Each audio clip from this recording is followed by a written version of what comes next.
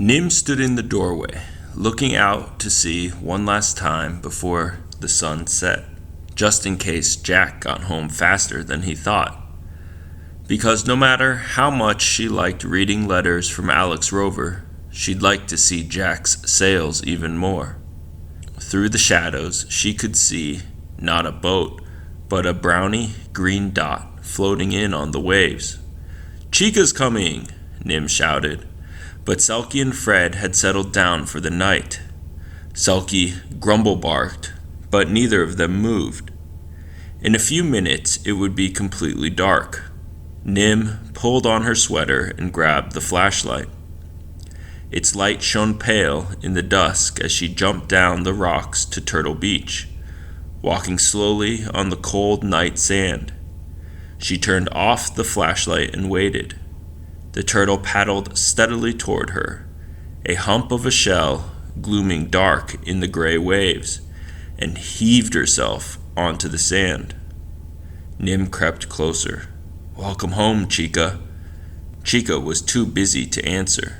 She dragged her huge body up above the reach of the highest tide and started scooping out sand with her strong front flippers. It was hard, grunting work.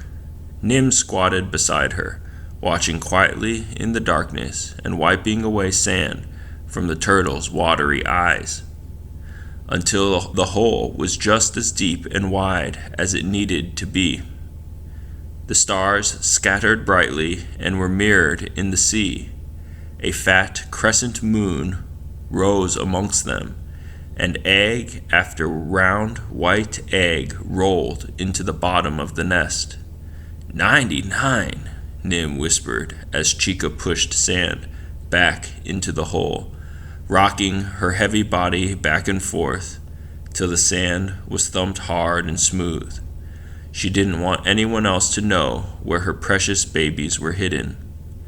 "Maybe in a few years," Nim told her, 99 turtles will come back and lay their eggs here too."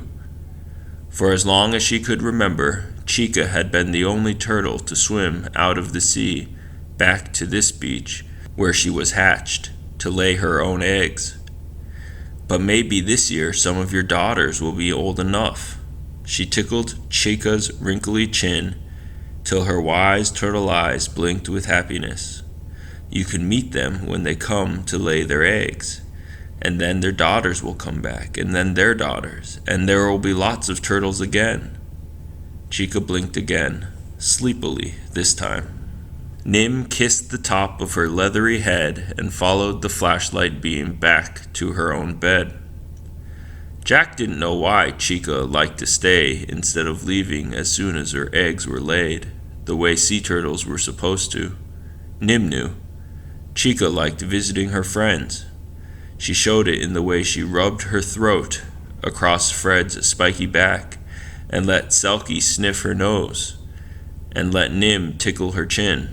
She showed it in the way she nodded and blinked as Nim wondered about the places she'd been and what she'd seen, and told her what they'd been doing, and about Jack's broken rudder and Alex Rover's letters. Chica wasn't cuddly, but she was a good listener. As the morning got hotter, they lazed in the calm shallows off Turtle Beach. Chica was tired because she'd swum hundreds of kilometers and laid 99 eggs. Nim was tired because she'd stayed up so late watching Chica lay eggs. Selkie was tired because she was worried about Nim staying up so late. Fred wasn't tired, but he didn't mind being lazy if everyone else was. Just before sunset, Nim raced up to the vegetable garden to see what was ripe. She picked a lettuce and a tomato for a salad and dug up a sweet potato to bake in a celebration bonfire with fresh limpets from the rocks and coconut for dessert. To aka@incognito.net. From jack.russo@explorer.net. Date Friday, 2 April 1825. Dear Alex Rover, I didn't check the coconut experiment today because last night Chica came onto Turtle Beach to lay her eggs, and she likes me to sit with her while she does it.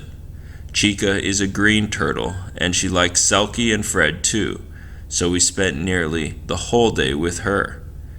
Jack will be home soon too, and he can check if I'm doing the experiment the right way. From Nim. P.S. Keyhole Cove is just like you described it. To jack.russo@explorer.net. From aka@incognito.net. Date Friday, 2 April, 1330. Dear Nim, I think the right way to do the experiment is any way my chief experimenter wants to. Now I'm imagining Turtle Beach, pale gold sands marked by the flipper prints of a very special turtle, and your footprints beside her prints. I'm turtle green with envy. Yours, Alex. Alex Rover sat and stared at her computer. It wasn't easy to see because the desk was stacked with books about oceans and islands, magazines about boats and rafts, videos about seabirds and animals. The walls were covered by a map of the world, charts of the moon and stars, paintings of the sea, calm and blue, wild and gray, and every other mood between, and pictures of sandy beaches, rocky cliffs, coconut trees, tropical islands, coral reefs, seagulls, and frigate birds.